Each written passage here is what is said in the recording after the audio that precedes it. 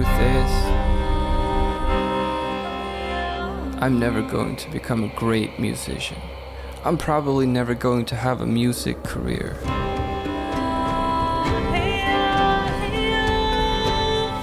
In fact,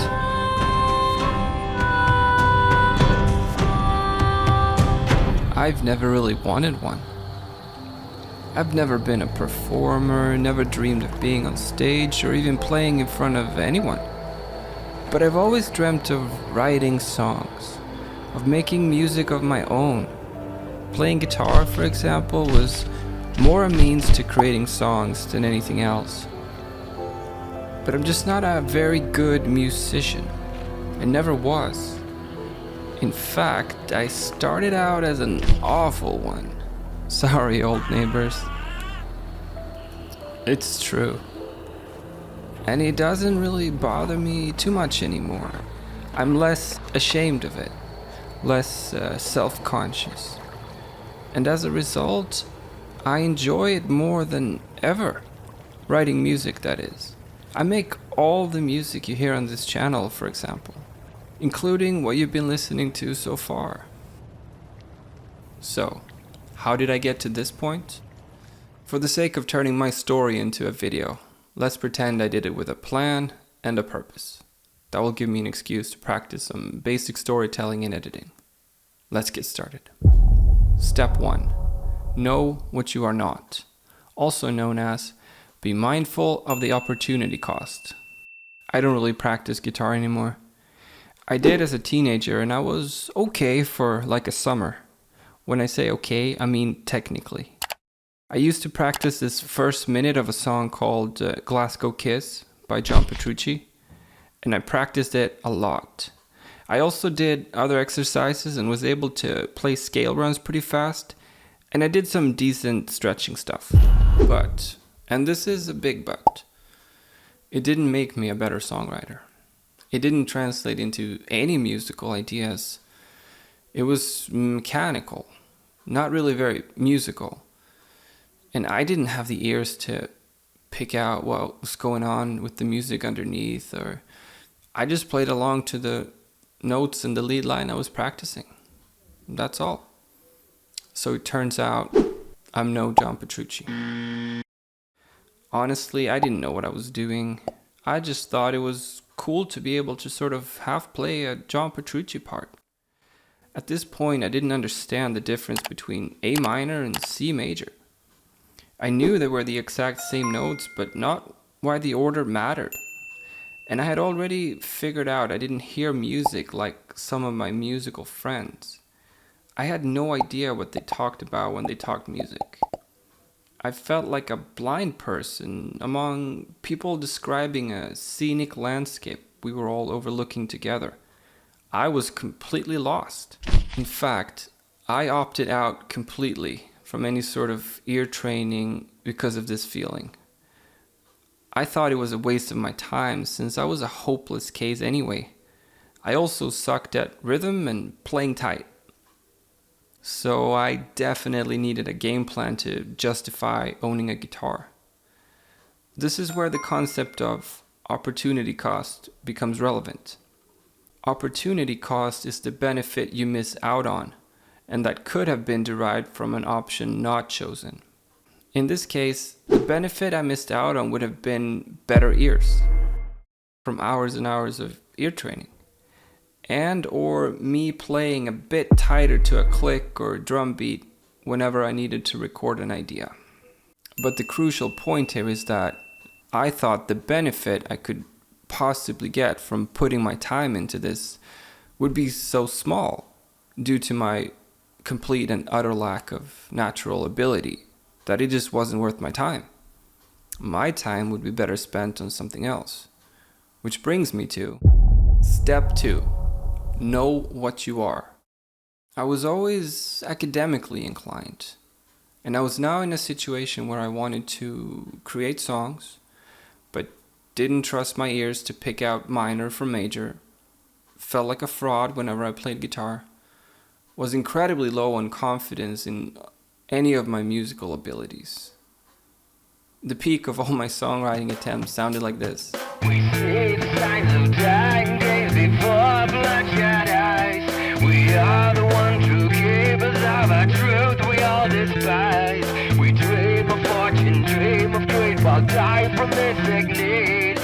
Saviors of humanity, please fight this goddamn vanity. We are the soldiers painted black, born to fight and slave for the one. And then later on like this. Bound to the floor.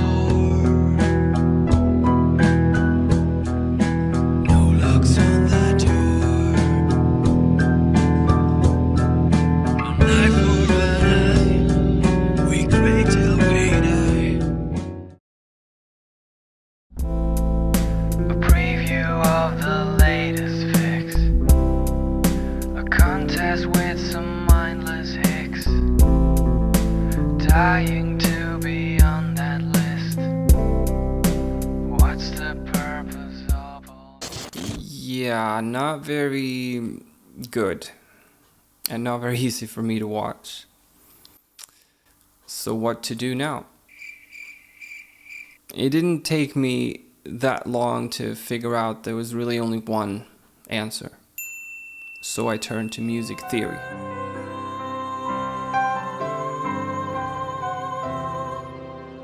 And it made no sense.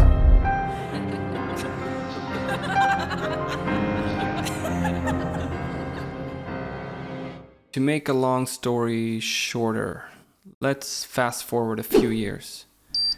I'm still playing guitar, sort of, but never really practicing or trying to get better. I have given up on ever being a real guitar player. But I'm still dreaming of making music. I'm trying to learn about music production and writing some simple stuff on and off.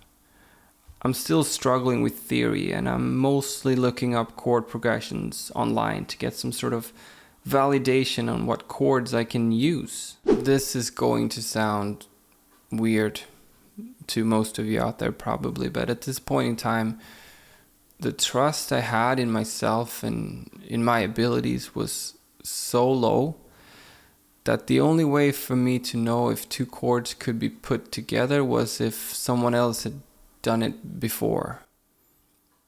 And I remember this one example. It was Welcome to the Machine by Pink Floyd. I had read somewhere that they used the progression E minor to C back to E minor in that song. Something like that. So I knew going from E minor to C was something that one could do because Pink Floyd did it. Sounds weird, right? As if chord progressions are ever right or wrong. But here is the thing. I thought everybody would be able to tell that I didn't know what I was doing. And in using correct chord progressions, no one would know what a fraud I really was. Because it could never be wrong if Pink Floyd did it, right? I thought for a long time that for musical people, chord progressions sounded correct or incorrect. And that there was a whole world of rules out there that I simply couldn't hear, but everyone else could. And that's how they would know I wasn't part of them. Because I wasn't hearing the rules. Anyway, where was I? Oh yeah, music theory. One night I was browsing YouTube and a video was recommended to me.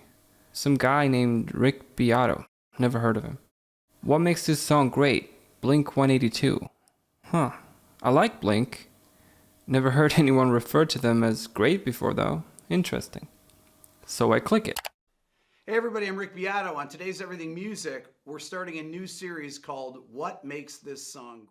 And I think it's safe to say that discovering Rick changed my life. My musical life especially.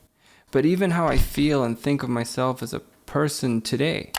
Rick was the key to me finally understanding enough theory that the pieces were slowly coming together to the point where I feel like I actually have something of a palette to use now. And it has given me some confidence all these years later. So, Rick, if you ever watch this video, thank you. You and people like Jake Lizio from Signals Music Studio, you help people like me acquire tools that we could never dream of before. It's such an incredible feeling to be closer and closer to be able to express some of that music I've always felt like I've had inside. And I say closer because I feel like every week I acquire more and a deeper understanding of music and how it all fits together. Which brings me to step 3, practice. So I'm not John Petrucci, and I'll never be a fantastic guitarist. But at least now I have a better idea of who I am. I am the guy who needed to learn tons of music theory to feel confident enough to actually listen to what my ears were telling me all along. I just needed to find the name or theory behind certain sounds to illuminate some of all that dark I was walking in. Because as it turns out, I can pretty much pick out by ear which mode I'm listening to, as long as I know that the modes are what I'm supposed to be listening for. Even though that's nothing to most musicians, probably. It's mind-blowing to me that I could reach this point. I would just shut down for years at the thought of ever trusting my ears to guide me anywhere. I was convinced anything I did needed to be validated by the ones who can tell proper chord changes from wrong ones. Today, at 32 years of age, I have reached the following conclusions, if you feel like you're in my shoes. Find a way to focus on your strengths and turn them into your own unique voice. Don't be afraid to be you. In my case, this means putting a lot of focus on ambience and crafting a soundscape in my songs. I like to add sound effects, lines from movies, focus on mood and atmosphere while I keep the music and rhythm simple. I try to develop my own style and voice through adding layers and textures on top of simple and often repetitive guitar parts. My bandwidth and processing speed for musical complexity is not great. So composing or recording guitar parts like that is never going to be me. It's just not how I'm wired, and trying to be that just wouldn't make sense. It's not even necessarily music I love listening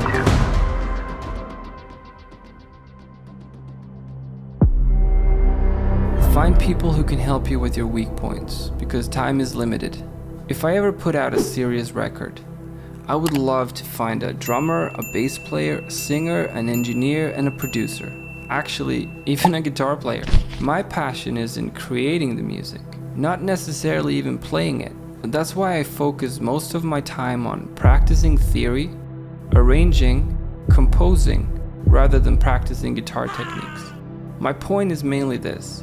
Most of us don't have time for everything. And for someone like me, where nothing musical comes easy, I just have to prioritize, and I'd rather improve what I can already do than spending all my time trying to suck less at everything else.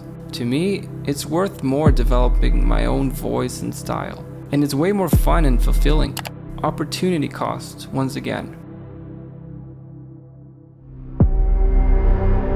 Never forget why you are doing something.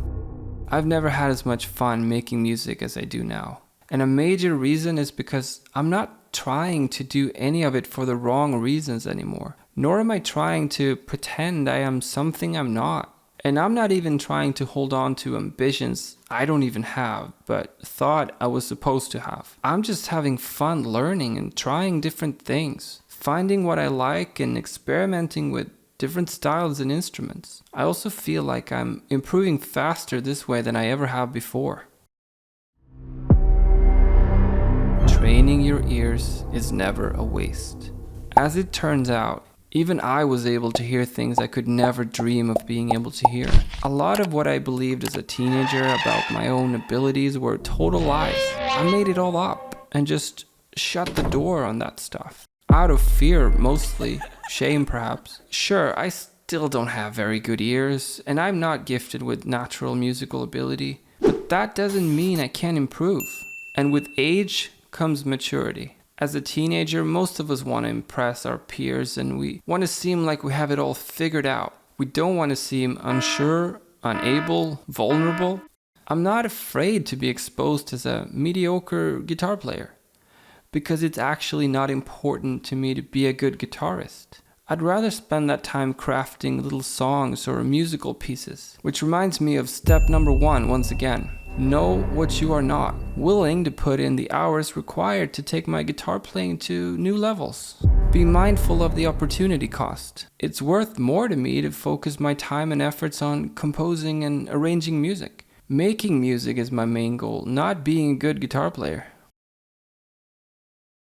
Step 4. End product. With all of that said, I do believe a very important part of any creative process, and if you are interested in improving at whatever creative craft it is that you're trying to do, is learn how to finish a project. Finishing a project is a skill in and of itself, and you learn so much about the patterns and the flow of a creative project. I think this is sometimes even more important than any kind of natural ability when it comes to having success in a certain field. So my advice is work on recognizing this early and work on being a finisher. Because with experience comes mastery. And this is certainly true of all the emotional aspects involved in any creative project. The pressure, the workload, the tedious parts, the changing and going back and refining and being so tired and fed up with it that you never want to see it again and you just want to forget all about it. All these things are important aspects to practice and try to master to the extent that it's possible, so that you can achieve everything you set out to achieve creatively. When I talk about making music, musical ability, being able to make music, etc., I'm not talking about commercially successful music. I'm purely talking about music as an artistic expression. Because you love the art form and because you would like to express it better for your own well-being and joy. If you're like me and you've been a music lover your whole life, but nothing about music comes easy to you, and your ability to express the music you have inside just isn't there naturally, this video is for you. Never give up. We can all improve if we allow ourselves the time to find the tools that work for us. Thank you for watching. Bye-bye.